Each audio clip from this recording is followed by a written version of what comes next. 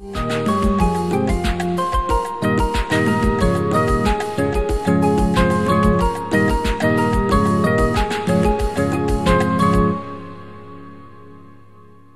pessoal. Como parte do evento que houve aqui no Jornal Cruzeiro do Sul, na Fundação Balgino do Amaral, Mulheres Cidadãs, nós tivemos o prazer de receber de volta, reprise, ela que foi um grande sucesso entre os nossos vídeos e teve um sucesso particular um pouco lá atrás ainda, quando a gente falou sobre o impeachment da ex-presidente Dilma Rousseff. Janaína Pascoal. Uma honra estar aqui novamente, participar do evento, estar em Sorocaba, então só posso agradecer essa honra. Seja bem-vinda. Você tem muito para falar, tem muito para conversar. Como é que está esse agito aí na cabeça toda? Está conseguindo colocar em ordem o que você pretende pôr? Porque eu sei que você sempre tem muitas ideias, você sempre está aí, muita coisa acontecendo, né? Assim, no plano estadual, sim, né, como eu fui eleita deputada estadual, tomo posse na sexta-feira. Você foi a mais eleita no estado, com maior quantidade de votos, não é isso? Olha, algumas pessoas me disseram que foi a parlamentar mais votada do mundo. Alguém fez essa análise. Poxa! Não parece gozação, né? Mas é sério, porque são poucas democracias tão grandes como o Brasil. Sim. E para uma pessoa concorrendo a um cargo parlamentar, porque quando é executivo é diferente. Você chegou a 1 milhão e... Não, 2 milhões. 2 milhões 60 mil, e se eu não estou equivocada, 786 votos. É algo, mas 2 milhões e 60 mil. Nossa, muita coisa. Isso faz uma grande diferença para eleger o presidente também, não? Da Assembleia? É. Não, então, não só da Assembleia, quando houve a votação para a presidência da República, porque você carrega votos para isso tudo. Ah, não, eu tenho certeza que exatamente, sim, eu acho que é uma confiança que a população tem. Isso, e repassa esses votos. E eu também me sinto responsável por essa confiança. Né? Então, às vezes eu faço uma outra crítica, uma outra consideração ao governo federal, não com o intuito de desestabilizar. Não, eu entendo. Mas com o intuito de colaborar. E porque eu acho que eu tenho esse dever, entendeu? Sim. Muita gente confia em mim. Você tem 2 milhões e 60 mil, e se não me engano, 786. Eu não tenho certeza absoluta. Isso aí. Isso é bastante votos, você é bastante representativa nisso. O que você acha que levaram as pessoas a votar em você? Foi talvez a sua exposição durante o impeachment? Olha, ou o que foi? Foi tão interessante, porque eu também quis entender. Né? Tá. Quando eu chegava a uma cidade, as pessoas vinham, me abraçavam, muitas pessoas diziam assim, olha, eu sou de esquerda, mas eu vou votar em você. E eu sempre quis entender por quê. Você está entender o que quer dizer esquerda para essas pessoas também, então, né? Então, assim, eu vou votar em você porque mesmo não concordando... Olha que coisa interessante. Mesmo não concordando com o impeachment, eu vi que você é corajosa e que você vai brigar por nós. Olha que dado interessante. Outras diziam, não, eu vou votar em você porque o que você fez tirou o PT do poder então vou votar por causa do impeachment. Muitas pessoas, isso me surpreendeu, não contava com isso, disseram, né, vou votar ou que votaram pela minha participação na DPF do Supremo, que é uma coisa que, para mim, foi uma participação... É esse ponto que eu queria dizer para você, uma pequena opinião aqui de um observador que está aqui fora, mas acompanhando as notícias, porque é a minha obrigação aqui no jornal, acompanhar as notícias. Eu não acho que você tenha sido um voto de protesto. Já houve, no caso aqui no Brasil, no estado de São Paulo, de pessoas que foram um voto de protesto, canalizam ali. Entendi. Acho que você tinha conteúdo para receber esses votos. Eu agradeço. Não, é uma análise isenta. E as pessoas têm falado muito. Não, Janaína, olha, eu observei sua participação na DPF, então eu votei. Uma fala que me agrada muito, as pessoas dizem, olha, eu votei em você, estou feliz com o teu trabalho, porque você é uma pessoa ponderada, você consegue dialogar com todo mundo, consegue entender quem pensa diferente. Então esse é um aspecto que as pessoas destacam bastante. Isso acho que tem a ver com a sua experiência na São Francisco, não? Na Escola de São Francisco como professora. Sim, e tudo mais. Acho que a vivência na faculdade, um pouco da advocacia também. Mesmo porque né? a São Francisco não é necessariamente uma escola de direita, né? lá é de esquerda, se a gente tiver... Exatamente, hoje, exatamente. Já há muitos anos. Exatamente, não é, e sempre foi de resistência, uma série de questões. Então, assim, é uma faculdade muito esquerdista e... Não, muito esquerdista não, mas... É que assim, por exemplo, eu já vejo um PSDB, na medida em que eles convivem tanto com o PT, porque a Assembleia é um cartel deles, entendeu? Então eu já vejo meio como uma esquerda também. Mas aí não tem ideologia, né? Aí tem convivência e conivência, né? Sim, tem razão. Porque o que está acontecendo ali? Uniu todo mundo. Uniu PT, PSDB, o pessoal que a gente pode falar mais experiente, que tem partidos que nem tem assim essa representatividade, no caso o partido, mas é aquela pessoa, se uniram todos. Né? Estão incomodadíssimos com a minha chegada. É muito interessante, porque às vezes eles me encontram, doutora, me abraçam, por que a senhora não foi para Brasília? E a sensação que eu tenho nessa pergunta é assim, o que essa mulher está fazendo aqui? E você vai incomodar, porque eu sei que você não vai desistir tão cedo de ser candidata à presidência da Assembleia. Eu vou concorrer, né? Não sei se vou ganhar, eu reconheço que não está fácil. Ali já tem uns acertos bem... Isso, eles acreditam que não tem que ter eleição. Quem são eles? Olha, hoje tem candidato o Cauê Macris, que é o candidato do PSDB, atual presidente, candidato à reeleição. Sim. Quem... É tão interessante, qualquer funcionário na casa já disse quem será a mesa. É o Cauê presidente, Enio Tato, primeiro secretário do PT, e Milton Leite Filho, segundo secretário do DEM. Que esses são os cargos que importam. Os demais são mais para poder negociar. Sim. Que é assim que lá funciona. Como é que os funcionários em outubro já sabiam qual seria a mesa que seria eleita em março? Porque não existe eleição. Eu falei, mas gente, eu não estou entendendo, demora não sei quantos meses para eleger, vocês já sabem qual é a mesa? E, doutora, a senhora tem que entender que aqui não funciona assim. Aqui a gente vai fazendo acordo, entendeu? A gente vai compondo. E quando chega no dia, faz apenas um referendo, né? Já está tudo determinado. E eu achei... Sacramenta o amém. Sim, e eu achei que era uma colaboração pessoal fazer com que houvesse uma eleição de verdade. Mas isso de fato vai existir, ou seja, vai chegar lá, o pessoal vai chegar por um voto numa urna ou eletronicamente, não sei como é que é o voto na Assembleia. Tem que ir ao microfone e anunciar. Declarar, né? Isso. E isso vai ter que ocorrer, porque é a maneira... Mas a nova geração que você representa, que está chegando, é bem grandinha, não é não? Então, mas olha, a maioria já está acertada. Hoje a gente tem voto dos 15 da bancada do PSL e um voto do DEM, que no caso é MBL, que é o Arthur Duval. Sim. Eu tenho hoje 16 votos garantidos. Eu acredito que assim, deram a palavra e declararam isso publicamente. Os demais, pelo que eu estou sentindo, não vem junto não. Mas a gente vai insistir. E nós decidimos que nós vamos concorrer à presidência e se até a véspera nós não conseguirmos que alguém nos apoie para concorrer aos outros cargos, nós vamos lançar candidatos a todos os cargos. Porque aí vai criar, no mínimo, o constrangimento do deputado do PSDB ir ao microfone na frente do país inteiro para dizer estou votando no PT para a primeira secretaria. Porque eles não tinham esse constrangimento. O PSDB, embora o governador seja PSDB, e ele tem se mantido assim, tentando dizer que ele vai refundar o PSDB. É um PSDB que ele tenta colocar como um pouco mais à direita, tanto é que ele andou um pouco trilhando as águas do próprio presidente durante a candidatura. Mas esse PSDB ainda tem força na Assembleia? Olha, não vou dizer que seja o PSDB, mas o governador tem. E o governador está bancando o candidato do PSDB. Tá. Bancando em todos os sentidos. Bancando com apoio formal, moral e as várias negociações que ocorrem ali, que são de praxe, como liberação de emendas, cargos no executivo, cargos no legislativo. Porque as pessoas são explícitas. Não, doutora, eu não posso apoiar assim, olha, porque eu quero lugar aqui, eu quero cargo ali. Então, assim, as pessoas dizem isso.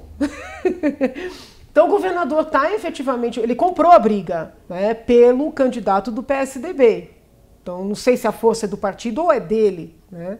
O que me incomoda, até 2 semanas atrás, eu entenderia isso. Ele não é meu amigo, não me conhece, Eu sou uma pessoa que já falei que vou fiscalizar, muito embora não queira fazer oposição. Aquela oposição pobre, né, de você jogar pedra por jogar, jamais faria. Mas eu quero que as coisas aconteçam corretamente. Então eu até compreenderia ele não querer me apoiar e apoiar alguém que seja fechado com ele. O problema é que começaram a sair muitas denúncias envolvendo o atual presidente, que está candidato à reeleição. Denúncias significativas. E o governador não mudou a opinião dele. Então isso faz com que eu perca a confiança no governador como cidadã, entende? Não tem nada a ver com o fato de eu ser a candidata. Mas não é muito cedo para já perder essa confiança? Mas, gente, como é que ele está apoiando de maneira efetiva um candidato que está envolvido em várias denúncias? No mínimo, ele tinha que ficar neutro. Mas ele não está neutro, ele está apoiando um candidato que está envolvido em denúncias. Então, é tão difícil. A minha dúvida de entrar na política é essa. Se eu estivesse aqui conversando com você como eleitora, essa fala ia ter um peso. Como eu estou aqui conversando como uma deputada eleita que quer concorrer à presidência, a fala tem outro peso, porque você pode me olhar e quem está acompanhando vai dizer assim, essa mulher tem interesse pessoal, ela quer ganhar, entendeu? Então assim, eu tento separar isso. Eu estou decepcionada como cidadã. Eu não vejo que o fato da sua explicação hoje, deputada estadual eleita, com a quantidade do número de votos que você tem, né? Tenha qualquer problema de legitimidade de querer ganhar a presidência da Assembleia Legislativa de São Paulo. Não, o que eu digo é assim, quando eu digo que estou decepcionada com o governador, podem achar que eu estou decepcionada porque ele não está me apoiando. Não, mas não é isso, entendeu? Eu falo assim, poxa, várias denúncias. Será que ninguém se importa? Sabe? Eu acho isso muito grave. Por que eu fui arrumar encrenca com o PT? Porque foram muitas denúncias, tudo bem, na casa dos bilhões, eu não estou comparando. Mas ninguém se importava. São denúncias menores? São, mas elas estão aí. E ninguém se importa. Então, esse comportamento omisso me incomoda, entendeu? Deixa eu fazer uma perguntinha que eu estou muito curioso. A última vez que você esteve sentado aqui com a gente, conversando, acho que foi setembro ou outubro que você esteve por aqui. E a gente conversou. Sim, talvez, E você estava aí na sua campanha do jeito que foi, estava já sentindo que alguma coisa ia acontecer, né? Você esperava que fosse tudo isso, que você fosse eleita? Olha, vou ser muito honesta. Eu não sabia nem que eu ia ser eleita. Não, você já sentia um pouquinho que o vento estava a seu favor? Não, eu sentia que as pessoas gostavam, que as pessoas eram amorosas onde eu chegava. Mas eu não tinha certeza absoluta de que aquilo ia reverter em votos, entendeu? A Janaína Pascoal não conhecia a Janaína Pascoal, é isso? O mito? Eu não tinha, eu estou sendo bem sincera. Para ter uma ideia, na véspera... Eu falo mito assim, que de repente você deixou de ser você, a professora da Faculdade de Direito, para ser uma porta-voz de uma nova esperança, porque a sua atuação foi bastante marcante, né? A sua atuação foi bastante marcante na questão do impeachment. Isso é a história do Brasil, né? Você já se deu conta que você está no livro de História do Brasil? Não, isso eu sei. A gente não sabe só como é que vai ser a narrativa, né? Bom, se você ler num livro que você não gostou, sempre tem um outro livro um pouco diferente que vai ter alguma coisa ali. Mas na véspera do resultado da eleição, minha mãe ligou preocupada. Que ela falou, filha, você está preparada para perder? Que eu estou preocupada, que você fique deprimida. Eu falei, mãe, eu estou preparadíssima, entendeu? Eu falei, eu entrei nisso para ver, para sentir, para debater, para dar minha colaboração. Eu falei, fique tranquilo, não vou deprimir. Então, assim, minha família estava contando, inclusive, com uma derrota, né? De verdade, não estou falando isso assim. E aí, quando vieram, na verdade, quando abriu, quando começou a revelação do resultado, já eram 500 mil. Aí eu falei, bom, eleita eu já estou. Eu não imaginava que eram esses 2 milhões. E eu, naquele momento, como eu sou muito mística, né, eu falei, isso tem algum significado.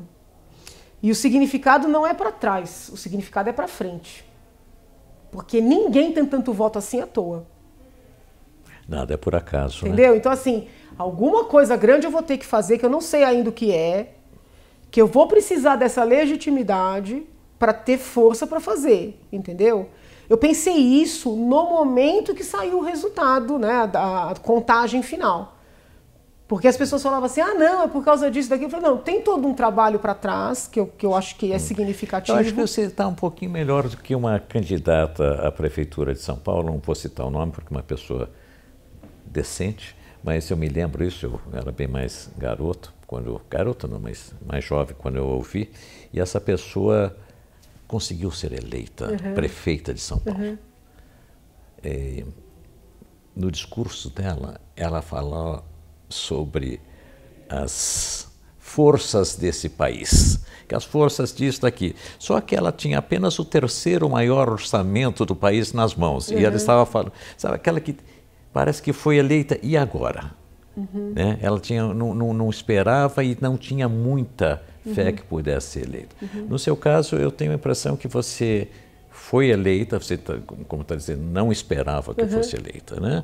Mas você tem algo para fazer. E é isso que eu queria entender um pouquinho. O que você acha que precisa ser feito em termos de Assembleia Legislativa, legislação no Estado de São Paulo? Que trabalho que Então vamos lá, vamos imaginar a Janaína presidente e a Janaína não presidente. Presidente, né? Da Assembleia. Da Assembleia. Janaína presidente da Assembleia. Senão daqui a pouco vão falar que você quer ser presidente. Não, presidente da Assembleia Legislativa, da Alesp. A Janaína, presidente da Alesp, pretende tornar a casa um pouco mais técnica. Hoje a casa é muito política, no sentido de fazer campanha para os parlamentares. Mas é um ambiente político. Mas eu acho que é o político ainda não é com P maiúsculo. Tá, entendeu? A política da discussão de ideias, do embate, do debate. Para servir-se a si próprio. É muito essa coisa de ter os assessores para estarem ali fazendo campanha. Não é esse o papel da Assembleia. Não é, o papel da Assembleia não é perpetuar os seus membros. Sim. É o debate aberto de ideias. Então, mas para que nós possamos produzir algo útil para São Paulo, a gente precisa ter uma casa um pouco mais técnica. É necessário que os assessores tenham alguma formação, algum preparo, né? Se não tiverem uma formação, uma experiência significativa para colaborarem com o parlamentar.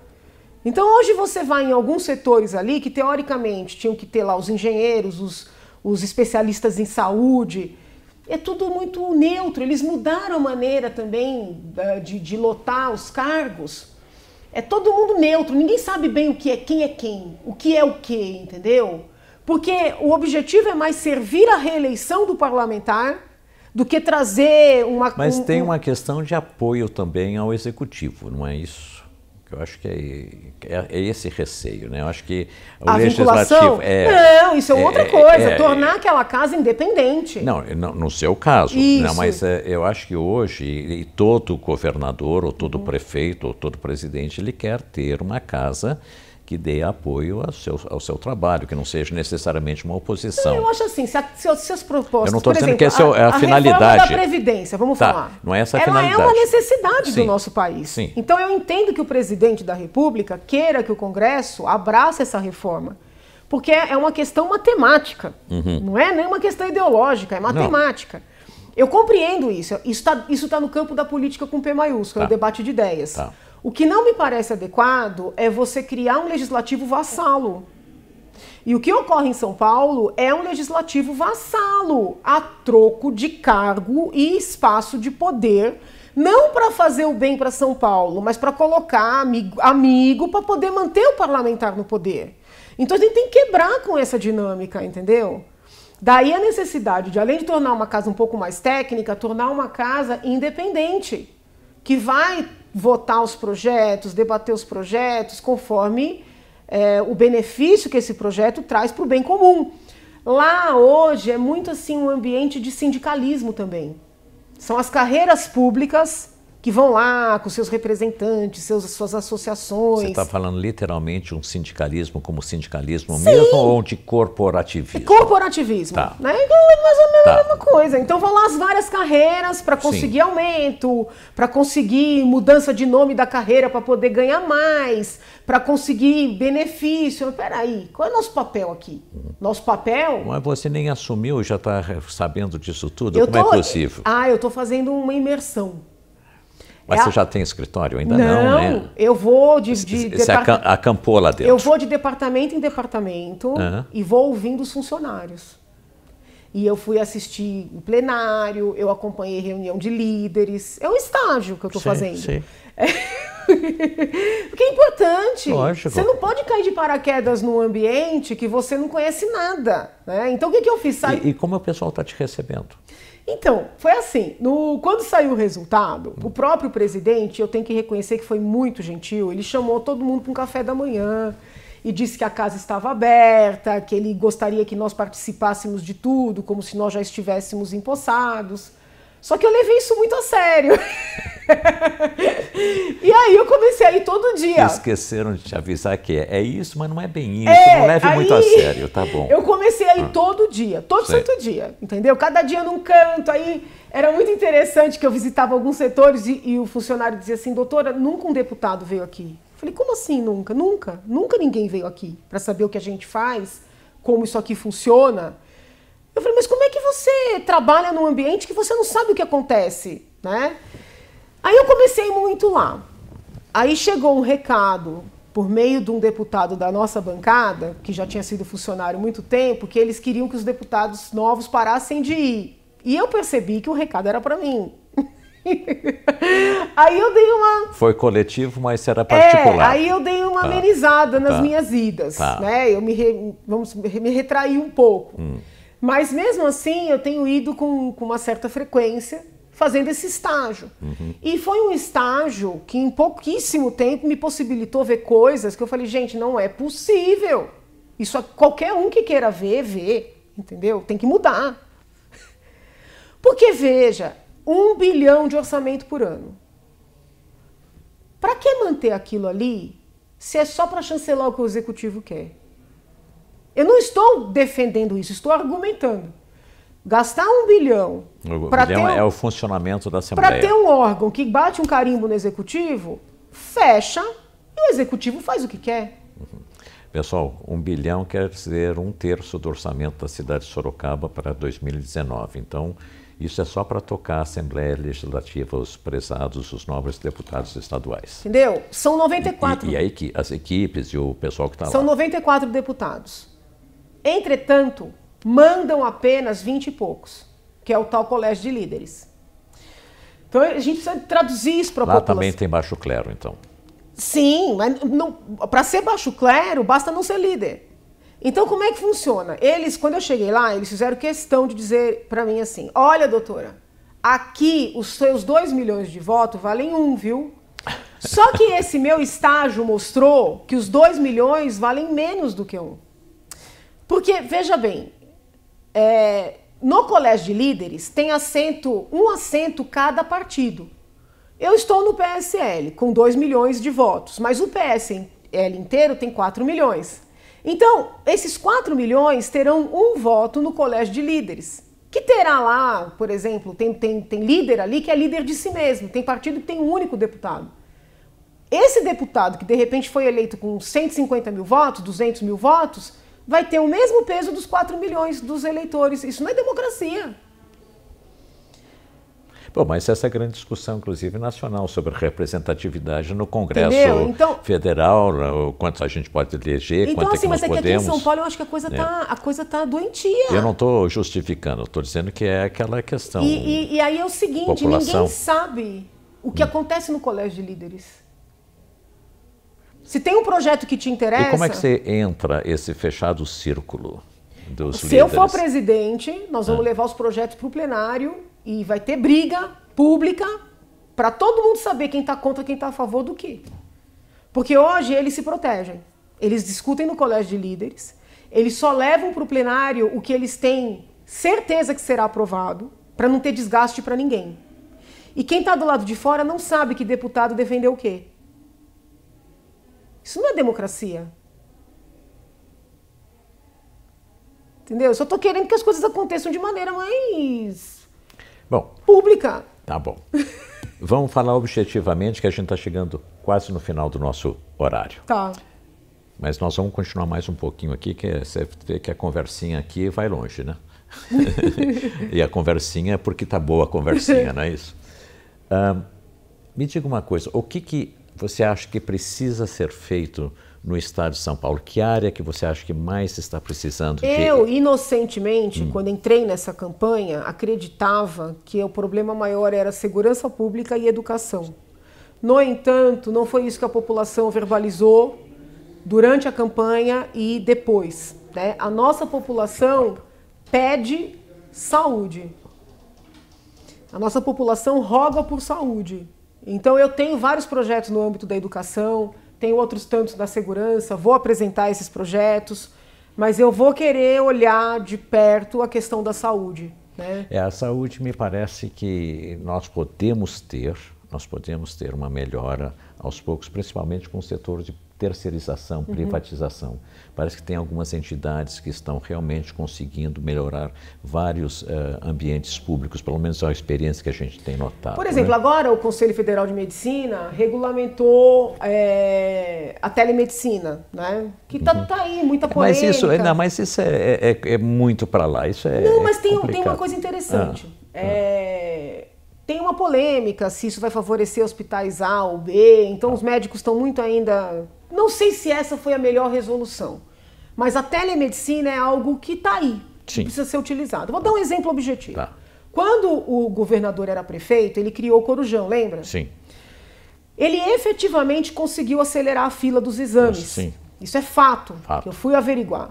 A questão é a seguinte, ele acelerou os exames, mas o indivíduo tinha o exame e não tinha para quem mostrar. E isso, eu que gosto muito de bioética, né, eu tenho uma disciplina na faculdade, isso gera um peso psicológico enorme. Mas você está falando o seguinte, eu tenho um resultado, eu preciso desse não tratamento... Não consegue a consulta para voltar, nem para saber o resultado. Então, por exemplo, se nós conseguirmos institucionalizar uma telemedicina no sistema público de saúde, no sistema único de saúde, aquele cidadão, aquela mulher, vou dar um exemplo de mulher, faz a mamografia. Ela manda essa mamografia à distância e o médico que está ali na ponta, ou uma equipe treinada para isso, já vai dizer para essa mulher, senhora, a senhora não tem câncer. Com isso a gente já tira da fila, da consulta, mais de 2/3. Na realidade, ela não precisa mandar, que uma vez que ela realizou esse exame, é só terem lá as pessoas que possam fechar o diagnóstico. Mas isso não é feito, entendeu? Não é feito, então, assim, eu ouvi o ministro, estou gostando muito do ministro da Saúde, inclusive, estou gostando do trabalho dele, ele é discreto, mas ele está trabalhando. Ele falou outro dia que ele vai tentar institucionalizar aquele prontuário universal. Sim. Porque o cidadão faz um exame aqui, aí se vai ouvir outro médico, pede os mesmos exames. Além do desgaste emocional para o paciente, você tem o custo, né? O custo é a repetição de exames. Então, assim, eu estou já estudando como a gente tentar trabalhar para ajudar tanto o governo federal como estadual nisso, porque eu pretendo trabalhar também com o sistema de espelho com os colegas federais, já conversei com vários. Sim. Né? O que eles fizerem de bom lá, a gente pode tentar puxar para cá e vice-versa, né? Porque São Paulo não deixa de ser uma vitrine. O que a gente consegue emplacar aqui, a gente pode jogar para o federal. E os colegas federais estão muito abertos para esse trabalho em conjunto, o que eu acho bom para o país. Muito bom. Janaína, se a gente vai continuar a nossa conversa, acho que a gente vai ter que repetir algumas vezes aqui. Eu espero que você venha de vez em quando nos visitar, que você sabe que a gente faz um papo aqui que interessa a todo o nosso pessoal lá. A honra é minha, a alegria é minha. Eu vou deixar com vocês as palavras finais e daí eu me despeço. Bom, gente, é isso. Eu quero agradecer demais o apoio e dizer o seguinte, se eu me enfiei nessa confusão, que não foi pequena, foi porque eu acredito no nosso país, né? E acredito no brasileiro. Então a gente tem que efetivamente abraçar esse país, lutar por ele, lutar pelas causas justas e acreditar que é possível fazer diferente, né? Nós não podemos nos conformar com a frase, mas sempre foi assim, né? Sempre foi assim, sempre foi ruim, estava errado.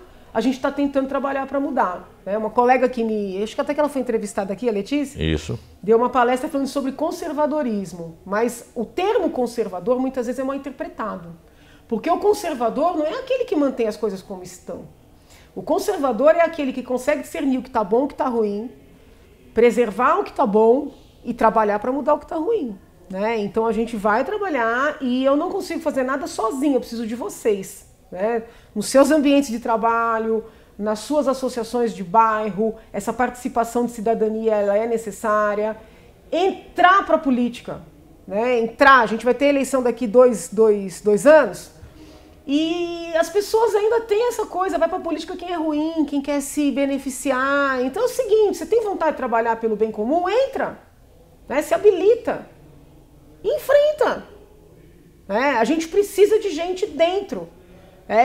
O compromisso que eu assumo com todos vocês é o seguinte, eu estou tentando fazer agora, eu trabalhei do lado de fora para tentar ajudar. Acho que fui bem sucedida no que eu tentei fazer, procurei fazer. Agora eu venho para o lado de dentro.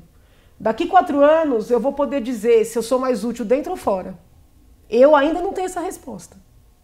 Mas eu acho que nós vamos saber em breve. Eu acho que o que nós precisamos nesse momento é a gente esteja interessado. Acho que você representa uma parte dessa mudança, talvez o maior expoente, sem nenhum demérito às outras pessoas. Você apenas teve uma oportunidade de maior exposição histórica, ótimo, né? Tem outras pessoas também chegando, buscando a renovação. E nós sabemos também que tem até pessoas que estiveram, que são, digamos assim, dos outros que já estavam aí, que também têm interesses coletivos. Que bom. Obrigada. Eu agradeço a sua audiência. Marca embaixo se você gostou. Passe para os seus amigos esse vídeo e vamos em frente. Tem muita coisa ainda para fazermos este ano. Muito obrigado pela sua presença.